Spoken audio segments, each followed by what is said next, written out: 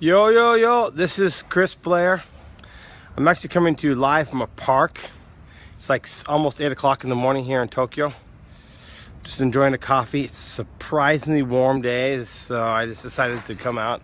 In the spring, in the fall, in the summer, I like to come out and sit in the park in the morning, have some coffee, just relax, gather my thoughts, think about the things I want to achieve for that day.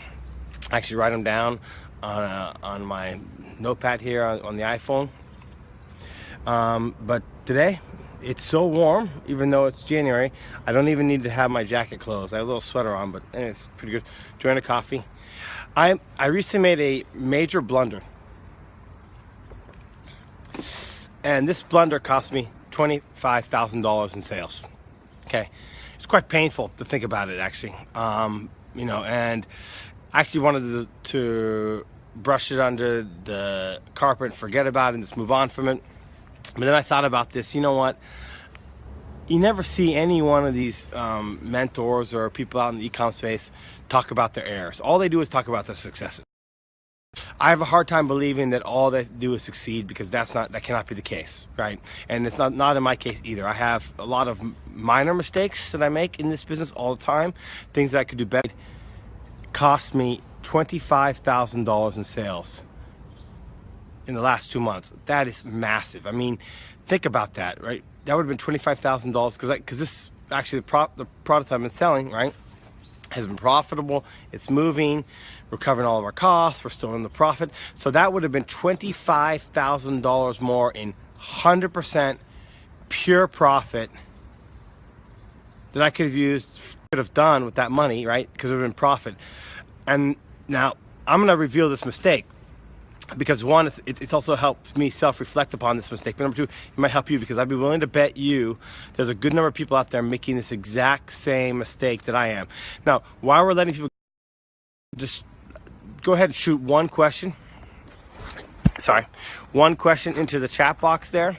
I want to get a few more people on this call, and then I'll go into this mistakes. Again, I'm going to talk about this one massive mistake I made that cost me $25,000 in sales, and this would have been pure 100% profit. Are any questions on there? No questions at all? All right, fine, whatever. We'll just move on. I mean, I'll give it one more second here. Maybe people are a little slow to type questions in.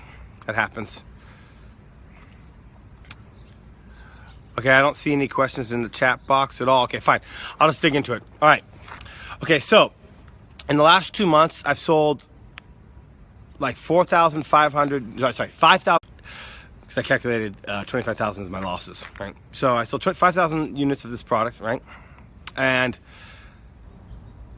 when I first brought this product out to market, right, I picked a price point that I thought would be good. And that price point was $19.95. And it immediately started selling really well at $19.95. I mean, just converting. In fact, converting one of the best products I've ever seen, right? So I was like, okay, cool, I got it, I found it. Let's bring out more versions of this. So we just pumped out more versions, and we just kept going and adding new ad sets and scaling the ad sets and different versions of the same type of product.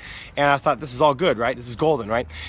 And I broke a cardinal rule that I personally know for myself. I've always been an advocate of split testing price points. You guys heard me talk about those videos, and for some fucking reason, because I got drowned in the fact that this was selling so well, I thought, great, I got this. Now let's focus on bringing more of this type of product out. Let's get some other products.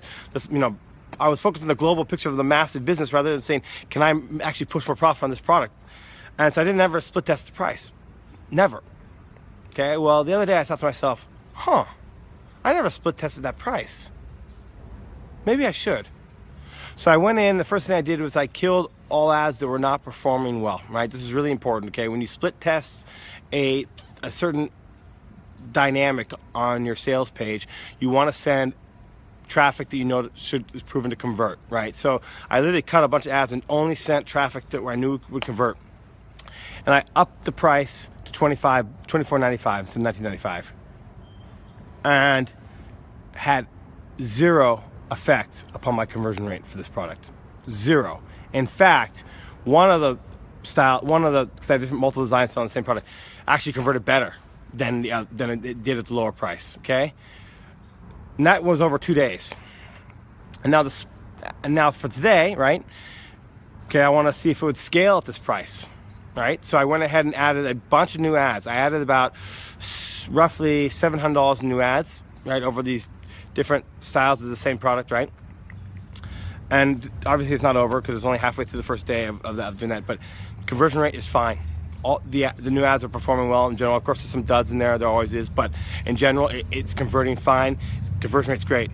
So if I calculate back $5,000 times $5 more in profit, that is $25,000 I lost because I failed to split test a higher price. Quite a painful lesson, right? Now, long term, I probably will never forget to split test a higher price on a product that's moving, ever. So maybe long term, this will be a great, something I learned from, something I can, won't fail to do again. It might actually help me because maybe I would have gotten over and over again and the total cost of a long term would have been more. But right now, that's quite painful. I could have used that $25,000 this last 2 months. Anyway, just wanted to be transparent with you guys, tell you about a mistake, and help you avoid that same error.